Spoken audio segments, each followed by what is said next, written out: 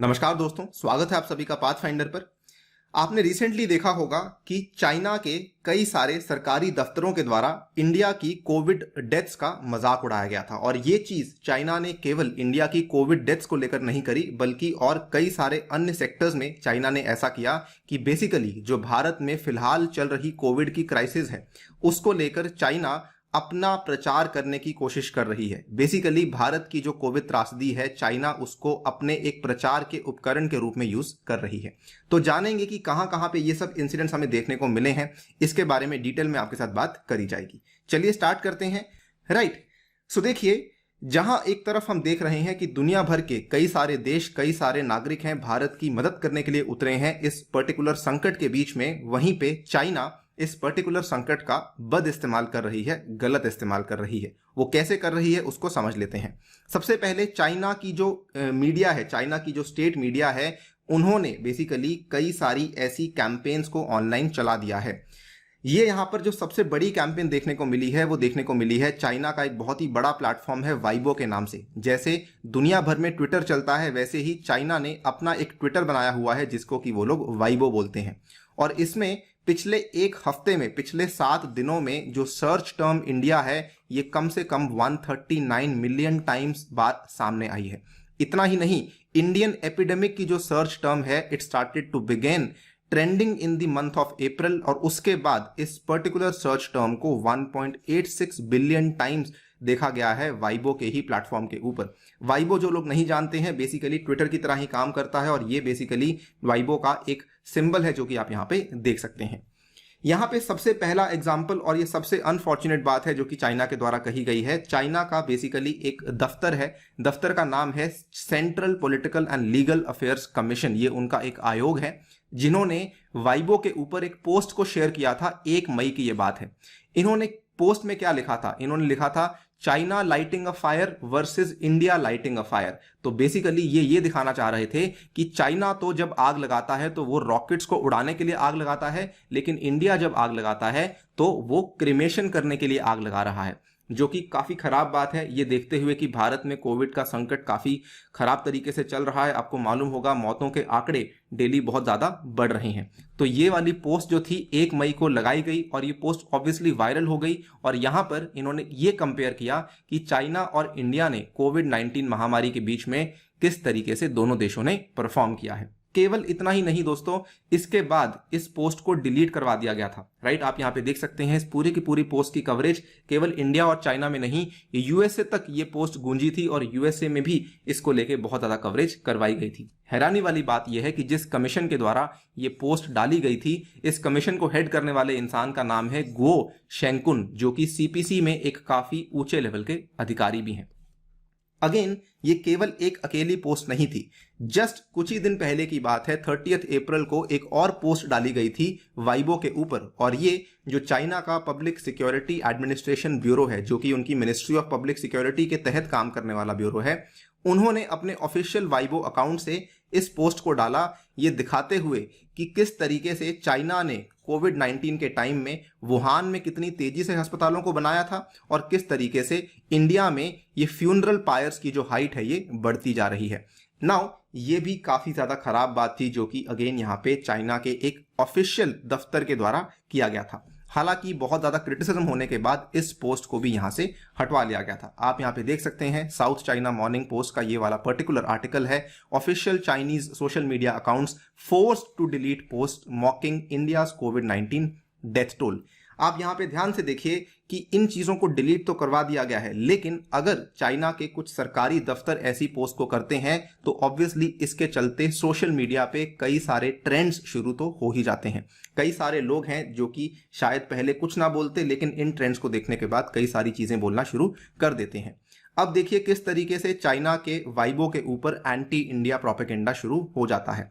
यहां पे एक यूजर है वाइबो के ऊपर जिसने ये लिखा कि Indian people have never sympathized with us, कि इंडियन लोगों ने कभी भी हमारे साथ किसी तरह की सहानुभूति नहीं दिखाई है, और इंडिया का जो एंटी चाइना सेंटिमेंट है, it is no less than that of the United States. Therefore, the Chinese nation's virtue of kindness and friendship don't apply to India, कि चाइना का जो काइंडनेस और फ्रेंडशिप का वर्च्यू है वो इंडिया के ऊपर बिल्कुल भी अप्लाई नहीं करता।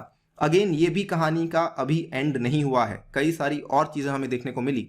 आपको मालूम होगा जो पिछले साल 15 जून 2020 को गलवान वैली में इंडिया और चाइना के सोल्जर्स के बीच में भिड़ंत हुई थी, जिसमें दोनों तरफ के देशों के कई सारे जवान मारे गए थे। यहां पर चाइना ने इसको लेकर भी रिसेंटली अनाउंस किया था, फरवरी 19 के आसपास की बात है, कि उस पर्टिकुलर क्लैश में चाइना के 4 सोल्जर मारे गए थे।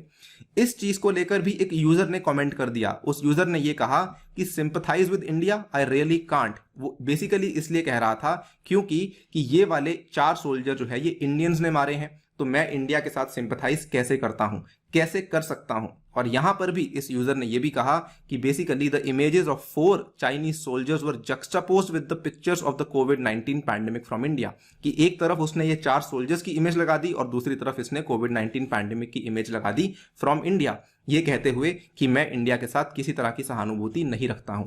अब ये इंपैक्ट आप देख पा रहे हैं, जो चीज शुरू हुई थी ऑफिशियल पोस्ट की वजह से, उसके बाद कई सारे लोग हैं जहां पर ये सब चीजें आपको देखने को मिल जाती हैं।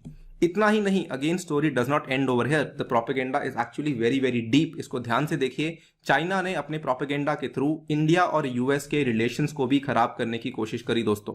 सबसे पहले चाइना ने क्या किया, उन्होंने ये कहा, analyst said that after making nearly zero contribution to the global fight against the pandemic, the USA has fully exposed its selfishness in refusing to offer substantial help to India. तो सबसे पहले तो इन्होंने ये कहा कि यूएसए ने बिल्कुल भी कंट्रीब्यूशन नहीं किया विश्व भर में global fight against the pandemic में, और उसके बाद यूएसए ने अपनी सेल्फिशनेस को दिखा दिया है इस तरीके से कि उसने इंडिया को भी हेल्प करने से रिफ्यूज कर दिया है। And it is also obstructing global efforts in vaccine distribution to developing and the needy countries. लेकिन आप सभी जानते हैं कि यूएसए ने यहां पर बाद में अग्रीमेंट कर दिया था कि वो इंडिया को सारी की सारी वैक्सीन मटेरियल्स देने वाले हैं। इसके पहले इस पूरे के पूरे आर्टिकल की कवरेज करी गई थी चाइना का जो माउथपीस है ग्लोबल टाइम्स के द्वारा, USA slammed for selfish indifferent response to India's call for help amid devastating कोविड-19 क्राइसिस। इसकी डेट स्टैम्प भी आप देख सकते हैं, अप्रैल 26 की है। तो यहां पर भी एक तरीके से इंडिया और यूएसए के आपसी रिलेशंस में एक तरीके का फ्रैक्चर या एक तरीके का आप ऐसा मान सकते हैं थोड़ा तोड़ने के लिए ये वाली चीज चाइना के द्वारा करी गई थी। Again it does not end even over here. Weibo और बाइडू, यानी कि चाइना का जो गूगल है उसका नाम है बाइडू और चाइना का जो ट्विटर है उसका नाम है वाइबो, इन दोनों ने ही SII यानी कि भारत का जो सीरम इंस्टीट्यूट ऑफ इंडिया है इसका भी काफी ज्यादा मजाक उड़ाया। चाइना ने यहां पर यह कहा कि इंडिया के जो वैक्सीन मैन्युफैक्चरर के CEO हैं यानी कि मिस्टर आधार पूनावाला हैं, he has escaped to the United Kingdom, और ये चीज भी ट्रेंड कर रही थी और ये सेकंड टॉप हैशटैग था वाइबो के ऊपर। The hashtag was viewed 73 million times. इन्होंने साथ ही में ये भी कहा कि Indian vaccine manufacturer CEO fled to the UK, ये बाइडू पर भी ट्रेंड कर रहा था। सेकंड में कोई ये चीज सामने देखने को मिली थी। तो ये सब चीजें चाइना में ट्रेंड कर रही थी। बेसिकली कहानी ये है कि एक तरफ तो चाइना के जो प्रेसिडेंट हैं जी जिनपिंग, वो हमारे PM को लेटर लिख रहे हैं कि हम आपकी हेल्प करना चाहेंगे, लेकिन दूसरी तरफ चाइना अपना प्रोपेगेंडा भी कर रहा है। और प्रोपेगेंडा का मकसद क्या है कि वो बेसिकली इंडिया की जो कोविड-19 की क्राइसिस है उसका गलत इस्तेमाल कर रहा है। कहीं ना कहीं मैं ये समझता हूं कि चाइना अपने देश के अंदर एंटी इंडिया सेंटिमेंट्स को बढ़ाने की कोशिश कर रहा है, जो कि काफी हद तक यहाँ पे विजिबल भी है। अगर आप यहाँ पे ये देखें कि ये जो लेटर लिखा गया था प्रेसिडेंट जी जिनपिंग के द्वारा in recent message send to PM Modi, इन्होंने कहा था, I would like to extend my sincere condolences to the government and people of India. Mankind is a community of shared destiny और China is willing to strengthen cooperation with India in the fight against the epidemic। अब सवाल ये आता है, should India really take Chinese help very very seriously? जहां तो एक तरफ China says it wants to help India during the worsening COVID crisis, but at the same time it has simultaneously unleashed its propaganda machinery।